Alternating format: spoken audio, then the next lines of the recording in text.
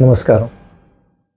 भारतीय ऋषींनी कायम मानव आनंदी कसा राहील, सुखी कसा राहील, त्याचं कल्याण कसं होईल याचाच कायम विचार केला.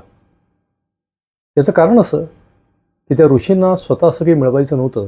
ते स्वतःचा आनंदी होतेच, पण इतरांसाठी काहीतरी करावं या उद्देशाने त्यांनी भरपूर प्रयत्न केले, खूप संशोधनं केली. त्यातलेच एक ऋषी आहेत महर्षी पतंजली. महर्षी पतंजली यांनी आनंद मिळवण्यासाठी 5 यम आणि 5 नियम म्हणजे टोटल 10 असे नियम आपल्याला सांगितले, म्हणजे रूल्स सांगितले. आता यातलं यम काय आहे? तर यम म्हणजे समाजाबरोबर वागताना कसं वागलं तर आपल्याला आनंद मिळेल. तर हे 5 आहेत. पहिला कुठला आहे? अहिंसा. कुणालाही आपल्या शब्दांनी, आपल्या कृतींनी दुखवू नये. असं दुखवलं की समोरचा दुःखी होण्याच्या आधी आपण दुःखी होतो. त्यामुळे जर आनंद पाहिजे असेल तर आपण ही काळजी घेतली पाहिजे की आपल्या कुठल्याही कृतीने, बोलण्याने दुसऱ्याला दुःख पोचू नये. मग तो माणूस असो, प्राणी असो, काही असो. अर्थात हे करत असताना ही काळजी घेतली पाहिजे की अहिंसेचा अतिरेक होऊ नये. आपण एक सेपरेट व्हिडिओ केला आहे, हिंसा का अहिंसा, तो जरूर बघा. अपवादात्मक परिस्थितीमध्ये जिथं देशरक्षणाचा प्रश्न येतो, धर्मरक्षणाचा प्रश्न येतो, स्वसंरक्षण, कुटुंबाचं संरक्षण हा विषय येतो, तिथं अहिंसा चालणार नाही. तिथं कदाचित हिंसासुद्धा करावी लागेल. त्यामुळे अहिंसा हे जे तत्त्व आहे ते मात्र काळजीपूर्वक वापरायला पाहिजे. हा पहिला यम झाला. दुसरा आहे सत्य. जगात वागताना, समाजाशी वागताना केवळ सत्याने वागावं. असत्य त्याची कास धरू नये. बऱ्याच ठिकाणी आपण अगदी छोट्या छोट्या गोष्टीत खोटं बोलत असतो. मी घरी नाही आहे, माझ्याकडे पैसे नाही आहेत, अजून काय काय. आता हे जे असत्य माणूस जेव्हा बोलतो तेव्हा मनामध्ये एकीकडे कुठेतरी त्याचा आनंद त्याने गमावलेला असतो. त्याचं मन त्याला सांगत असतं आपण खोटं बोलतोय. त्यामुळे आपण सत्य बोललं पाहिजे. पण परत अहिंसेसारखंच येते की विवेकाचा वापर खूप आवश्यक आहे.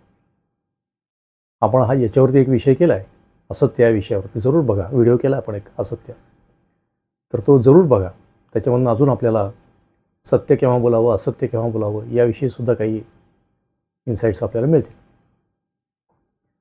त्यानंतरचा विषय अस्तेय. अस्तेय म्हणजे चोरी न करणं. आता चोरी कसली होती? पैशाची होती, वस्तूंची होती, आणि काही वेळेला दुसऱ्याचं श्रेय आपण चोरून घेतो. केलं त्यांनी असतं पण मी केलं. ऑफिसमध्ये बरेच आहे बघायला मिळतं, समाजातही बघायला मिळतं. करतो एक जण आणि दुसरा त्याचं पूर्ण श्रेय चोरून घेतो. आता ही चोरीच झाली. तर आपण जीवनामध्ये केलं पाहिजे की आपण चोरी करणार नाही. पैसा असो, वस्तू असो की कोण दुसऱ्याचं श्रेय असो, ते आपण चोरी करून घेणार नाही. त्यातनं आनंद मिळतो. चौथा यम आहे ब्रह्मचर्य. भोगताना संयमाने भोगले पाहिजेत. धर्माने जे सांगितलं आहे त्या धर्मानुसार भोगले पाहिजेत. त्यातनं आपली ऊर्जा जी आहे ती साठून राहते, ऊर्जेचा योग्य उपयोग होतो. म्हणून ब्रह्मचर्य हा चौथा यम सांगितला आहे. आणि त्यानंतरचा 5वा आहे अपरिग्रह. अपरिग्रह म्हणजे वस्तूंचा, पैशाचा कसलाच अतिसंग्रह करू नये. आपलं आजचं भागतंय, पुढच्या काही काळासाठी आपण तजवीज करून ठेवलेली आहे. त्यानंतर उगीच आपलं जमा करत बसायचं. काही लोकांना तो छंदच असतो. जमिनी घेत राहायच्या, पैसे घेत राहायचे, वस्तू घेत राहायच्या. तर हे केल्याने माणूस दुःखात पडतो. त्यामुळे आपण हे 5 यम महर्षी पतंजलीने आपल्याला सांगितलेत की समाज जीवनात वागताना आपण जर कसं वागलं तर आनंद मिळेल. आता यानंतर येतात ते नियम. आता यम आणि नियममध्ये काय फरक आहे? तर यम जे आहे ते समाजाशी वागतानाच येतं, आणि नियम जे आहेत ते अंतर्गत, आपण स्वतः कसं वागायचं, आपले स्वतः अंतर्गत आहे. आता नियममध्ये पहिलं काय आहे? शौच. शौच म्हणजे स्वच्छता. बाहेरील स्वच्छता तर महत्त्वाचीच आहे. व्यवस्थित स्नान करणं, स्वच्छ धुतलेले कपडे घालणं, हे सगळं आवश्यकच आहे. पण त्याबरोबर अंतर्गत शुद्धीसुद्धा खूप आवश्यक आहे. षड्रिपू आपल्याला आत्म त्रास देत असतात. आपल्या मनामध्ये जीवभाव असतो. आपण स्वतःला काही वेगळं समजतो. अहंकार असतो, द्वेष असतो, राग असतो. हे सगळे अंतर्गत शुद्धी नष्ट करणार आहेत. तर हे काढून टाकले पाहिजेत. तर अशा रीतीने बाह्य आणि अंतर्गत अशी दोन्ही जेव्हा शुद्धी होती त्याला आपण शौच म्हणतो. नंतरचा विषय संतोष. जे काय आहे त्यात मी आनंदी आहे. मला अजून मिळालं ठीक आहे, मी काही नाही म्हणणार नाही त्याला, पण मी त्याच्या वाचून काही दुःखी आहे असं नाही आहे. आमचे गुरुजी नेहमी म्हणतात की जो प्राप्त है वो पर्याप्त है. जे आहे ते खूप आहे. या विषयावर सुद्धा आपण एक महत्त्वाकांक्षा या विषयावर एक व्हिडिओ केला आहे. त्यामध्ये या विषयावरती आपण खूप डिटेलमध्ये बोललो आहे की कशाच्या बाबतीमध्ये संतोष असावा, कशाच्या बाबतीत संतोष नसावा. जे मिळालं आहे त्याच्या बाबतीत संतोष असावा, पण काम करण्याच्या बाबतीत असंतोष असला तरी चालेल. म्हणजे माझं अजून भरपूर काम करायचं आहे, हा असंतोष असायला हरकत नाही, पण मला हे मिळालं नाही, ते मिळालं नाही, हा असंतोष नको आपल्याला. त्यानंतरचा विषय आहे तप. तप म्हणजे काय? उगीच उपास करणं, उगीच शरीराला त्रास देणं याला तप म्हणत नाहीत. तर आपण जे काय ध्येय ठरवलं आहे जीवनाचं, मग त्या मार्गावरती जो काय त्रास होईल तो सहन करणं.